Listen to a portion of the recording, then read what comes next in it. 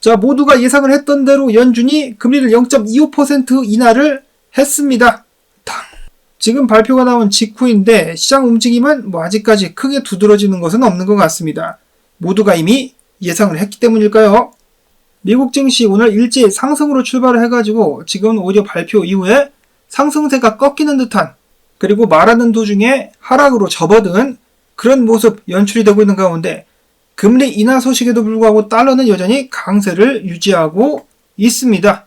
자, 물론 더 제대로 된 효과를 확인하기 위해서는 오늘 장 마감이나 내일 장을 살펴봐야 될 것 같은데요. 자, 어찌됐든지 간에 이런 혼조세가 연출이 되고 있는 가운데 비트코인 같은 경우는 104,778달러 태연자약하게 움직이고 있는데, 문제는 알트코인들이죠. 알트코인들은 밀리고 있는 모습, 이더리움 3,881달러 선에서 거래가 이어지고 있습니다. 당연한 이야기겠지만은 증시가 어느 정도 회복을 하게 되면은 비트코인이나 알트코인들도 힘을 낼 수 있지 않을까라는 기대를 가져보면서 파월의 기자회견에서 중요한 내용이 나오게 된다라면은 여러분들께 글로써, 커뮤니티 글로써 전달을 해드리도록 하겠습니다. 자, 그러면은 소식으로 넘어가기 전에 어제 제 링크를 통해서 디센트 월렛을 구매해주신 디센트 빌딩님, 야, 아이디부터 디센트가 들어갑니다. 정말 감사합니다. 에어드랍 꼭 참여하시고 돈을 왕창 버실 수 있기를 바랍니다. 이어서는 산타랠리, 저도 기대를 하고 있다라고 방송에서 여러 차례 말씀을 드렸었는데요. K33의 분석가들 마찬가지로 산타랠리가 올 수 있을 것이다라고 예측을 하고 있었습니다. 그들은 말하기를 연준의 미팅 직후에 거시 환경은 비교적 조용할 것으로 예상이 되며 비트코인은 크리스마스 휴가 시즌 동안에 더욱더 강력한 상승 모멘텀을 보여줄 것이다라며 비트코인 가자를 외쳤습니다. 제가 왜 산타랠리를 매년 기대하는지 몇 차례 말씀을 드린 적이 있는데요. 자, 바로 연말에 미국 증시 성적에 따라가지고 회사 주가에 따라가지고 CEO들의 보너스가 책정이 되기 때문이죠. 그래서 증시 상승과 함께 비트도 같이 오를 것이다 라고 보고 있는 것인데, 즉 이 산타랠리 같은 경우는 개미들을 위한 랠리가 아닙니다. 월가의 CEO들, 그리고 대기업의 CEO들이 돈을 챙겨가는 수단으로서다가 산타랠리가 오는 것이고, 우리는 그냥 등 뒤에서 같이 타고 가는 그런 형국이죠. 뭐 어쩌겠습니까? 우리는 힘이 없는데 이렇게 해서라도 돈을 벌 수 있도록 해야 되겠습니다. 산타랠리 좀 가지야. 많은 투자자들은 산타랠리에 이어서 내년 트럼프 취임식 때까지, 그리고 그 이후 때까지 암호화폐 시장이 계속해서 상승할 것이다 라고 예측을 하고 있는데요. 반면에 비트맥스의 창업자 알서 헤이즈 같은 경우는 트럼프 때문에 하락이 오게 될 것이다 라고 이야기를 하기도 합니다. 특히나 그는 트럼프의 주요 공약 중의 하나인 비트코인을 준비자산으로 만드는 것에 대해서 회의감이 느껴진다며, 이러한 기대들, 트럼프에 대한 기대가 지나치게 낙관적이다라는 지적을 했습니다. 트럼프가 정책 변화를 실행할 수 있는 시간은 최대 1년에 불과하다. 이는 2026년 중간선거를 앞두고 대부분의 의원들이 선거운동에 집중하기 때문이다라는 분석과 함께 국내외 구조적 문제를 해결하려면 몇 년이 걸리며 트럼프가 재집권한다 해도 암호화폐는 그의 우선순위가 아닐 것이다 라는 평가를 내렸는데요. 정말 그럴까? 알서 헤이즈 과거에도 많이 틀렸기 때문에 이번에도 틀리는 것이 아닐까라고 생각을 해볼 수가 있겠는데, 왜냐? 트럼프가 혼자 일합니까? 아니죠. 혼자서 다 못하니까 주요 요직의 친암호화폐 인사들을 죄다 앉혀놨습니다. 이들이 착착착착 움직이면서 암호화폐 관련된 산업을 발전시키기 위해서 노력을 하겠죠. 특히나 그 선두에 서 있는 신시아 루미스 이모님은 이번에 다음 재무장관에 이어서 백악관 내 암호화폐 총책으로 임명이 된 데이비드 sak스와 미팅을 갖게 됐었습니다.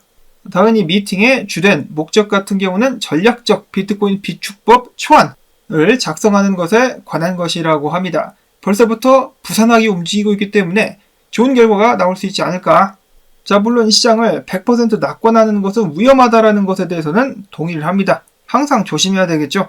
역사적으로다가 시장 및 비트코인 같은 경우는 사람들의 기대와 항상 반대로 움직이곤 했었기 때문에 조심할 필요는 당연히 있다라고 말씀을 드리고 싶고, 자, 다음으로는 미국 오하이오 주에서도 비트코인 준비금 법안이 발의가 됐다는 소식이 나왔습니다. 지금 여러 주에서 의원들이 하나둘씩 비트코인 준비 법안을 발의를 하고 있는데, 하나가 통과가 되게 되면 나머지도 따라서 통과가 되지 않을까. 특히나 미국 정부에서 통과를 시키면 그 속도는 더 가팔라질 수가 있겠죠. 자, 해당 오하이오주 법안 같은 경우는 주 재무부에 비트코인 전용 기금을 신설하고 주 재무장관에게 디지털 자산을 구매할 재량권을 부여하게 된다. 다만 비트코인 구매를 확정하거나 포트폴리오 할당을 의무화하지는 않을 것이다라고 하는데요. 미국 달러의 가치 하락 때문에라도 주 재무장관이 적절히 자산을 배분해야 된다라고 해당 법안에서는 주장하고 있습니다. 이어서는 끊임없이 밀려 들어오는 자금들 비트코인 현물 ETF 관련된 소식입니다. 자, 비트코인 지금 약간 가격이 빠지긴 했었습니다만은 자금은 엄청나게 들어왔다. 4억 9,567만 달러가 유입이 됐는데 블랙락에서 무려 7억 4,300만 달러를 유입시켰습니다. 빠꾸가 없다.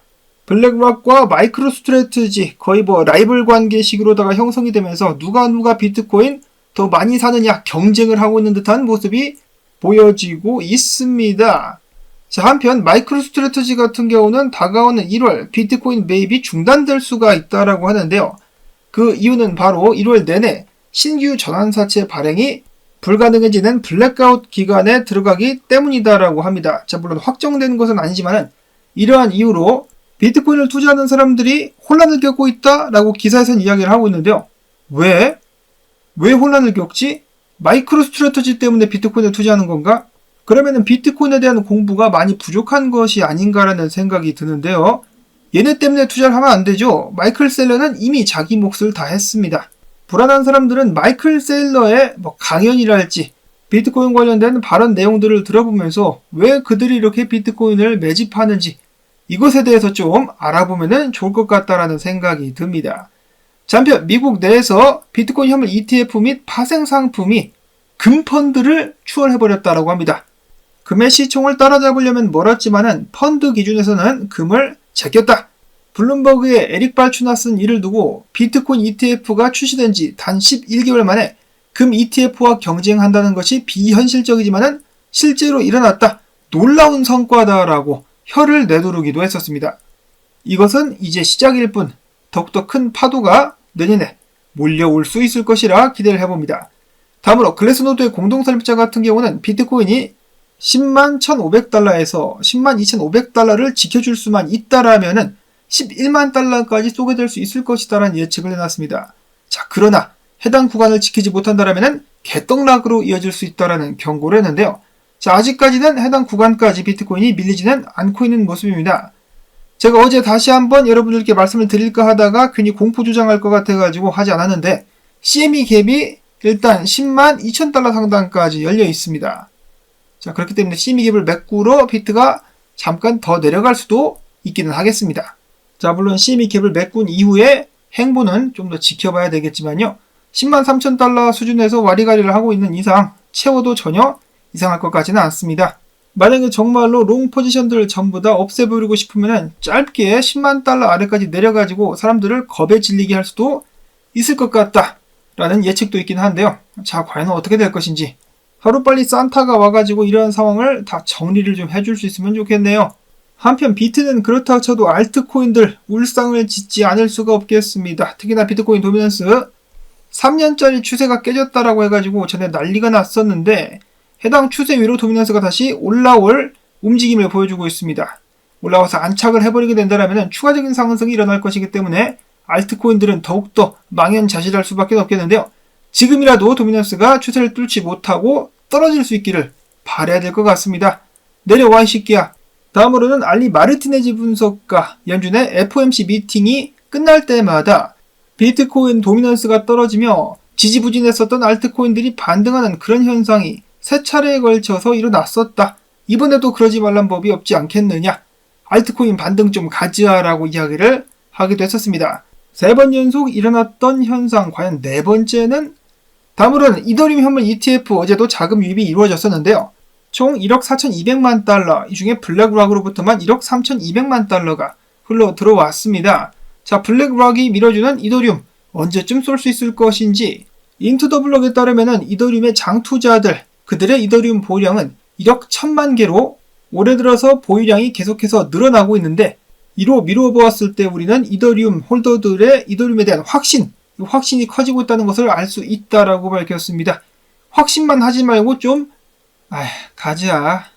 다음으로 얼마 전에 아테나를 매수해가지고 화제가 됐었던 트럼프 일가 디파이 프로젝트 이번에는 아테나와 파트너십을 맺고 아베상에서 월드 리버티 파이낸셜 인스턴트에 SUSD2를 핵심 담보 자산으로 추가하는 방안을 함께 추가하고 있다라고 합니다. 이어서 블룸버그의 에릭 발추나스 분석가, 내년에 당연한 이야기겠지만은 암호화폐 현물 ETF 숫자가 증가할 것으로 전망을 하고 있었다라고 하는데요. 많은 사람들은 솔라나와 리플 등등의 현물 ETF가 먼저 승인될 수 있지 않겠느냐라고 예상을 하고 있으나 그의 의견은 다릅니다. 해당 코인들 같은 경우는 SEC의 집행조치 대상이 되어버렸기 때문에 시간이 좀 더 걸릴 수가 있다. 반면에 SEC로부터 아무런 제재를 받지 않은 라이트코인이나 헤다라 해시그래프 등등의 ETF가 먼저 승인이 될 수도 있겠다라는 예측을 남겼습니다.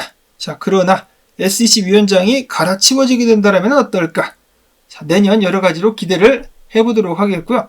말이 나온 김에 헤다라 해시그래프 같은 경우는 상승 이후에 계속해서 축적하는 모습을 보여주고 있는데 지금 고점을 낮춰오고 있음에도 불구하고 해당 저항을 뚫을 수만 있다면 추가적인 상승이 나올 수도 있겠다라고 네브라스칸 구너 분석가는 기대를 하기도 했었습니다.